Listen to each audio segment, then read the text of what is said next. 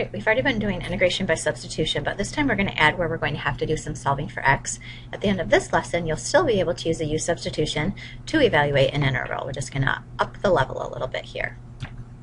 Okay, if du is not found in the integrand, you'll have to solve your du equation for dx, and then use substitution techniques. That's nothing new, but sometimes you might even have to solve for x. In this example, it says to evaluate the integral. I have the integral of x square root 2x minus 1. This would be an example where I have a power, or if I have a square root, we generally do a u substitution. So that's exactly what I'm going to do. We generally let u be what is underneath the square root, so that's what I'm going to do. U equals 2x minus 1. And then du, the derivative of 2x minus 1, is 2 dx. And then notice I don't have a 2, so I can put the 2 on the inside and then 1/2 on the outside to compensate for it. But the problem is there's this extra x in the problem when I go to do a substitution. So I'm going to do my extra step, which is to solve this first equation that I wrote for x. So if I'm going to solve that equation for x, I'm first of all going to add 1 to both sides.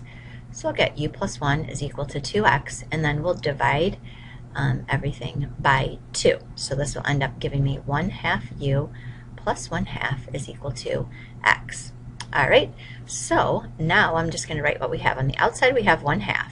Right, on the inside, instead of this x, I'm going to have 1/2 u plus 1/2. Okay, and then instead of the 2x minus 1, we decided that that was going to be u, so I'm going to have square root u, and then 2 dx both become du. So that's what my problem looks like. And then the next thing that I'm going to do, I'm going to rewrite the square root of u as u to the 1/2. And now I'm going to distribute the u to the 1/2 just like I'm used to doing. So I have 1/2 the integral of 1/2 u to the 3/2 plus 1/2 u to the 1/2. Okay, I am now ready to take the integral of both parts. I have a 1/2 hanging out front there first. This is going to be 1/2 times raising u 3/2 by 1 is going to be u to the 5/2.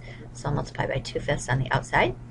And then plus 1/2 times u taking the antiderivative of u to the 1/2 will be 2/3 u to the 3/2. And now I'm just going to try to simplify that. These 2's will cancel and these 2's will cancel. So on the outside I'll have 1/2, 1/5 u to the 5/2 plus 1/3 u to the 3/2. And then I'm going to distribute that, so I'm going to get 1/10, and instead of my u, I'm going to have 2x minus 1 to the 5/2, and then plus 1/6, because 1/3 times 1/2 is 1/6, 2x minus 1 to the 3/2, and then plus c. Right, I'm going to try another example that's similar to that. Right, the integral of x over the square root of x plus 2. Again, when we see a square root in our problem, we generally do a u substitution. So I'm going to let u equal x plus 2, which would mean du, the derivative of x plus 2 is just 1, dx, which I have a 1 in my problem, so I'm good to go. But again, I've got this extra x hanging out, so I'm going to take this first formula right here, and I'm going to solve it for x. So I'll get x equals u minus 2. All right, so from here I've got the integral. Instead of the x, we're going to replace it with u minus 2.